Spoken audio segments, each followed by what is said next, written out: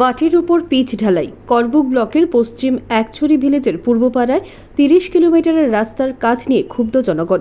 এলাকার সচেতন নাগরিকদের বারবার বাধাদানের পরও রাতের আধারে রাস্তার কাজ করেই যাচ্ছেন অমরপুর নতুন বাজারের এক ঠিকাদার। পশ্চিম একছড়ি এলাকায় প্রায় কয়েক কোটি টাকা ব্যয়ে রাস্তা নির্মাণ করা হচ্ছে। কার্পেটিং রাস্তা।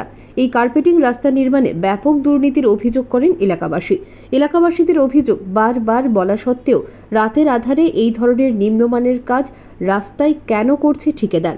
রাস্তার নির্মাণ কাজ এতটাই নিম্নমানের হয়েছে যে যা দেখলে চোখ কপালে উঠে যাবে। রাস্তার নির্মাণ কাজ অতি নিম্নমানের হওয়াতে এলাকাবাসী নতুন বাজার পূর্ত দপ্তরের দ্বারস্থ হবে বলে জানা গেছে।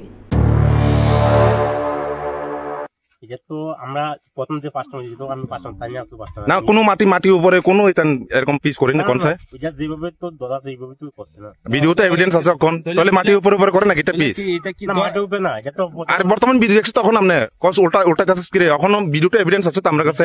ভিডিও তো আমি দেখছি। হ্যাঁ আমি দেখছি তো। তো কি পাচ্ছি ভিডিও দেখে আপনি? ভিডিও দেখছি এটা উঠতে গেছে, ঠিক আছে। কি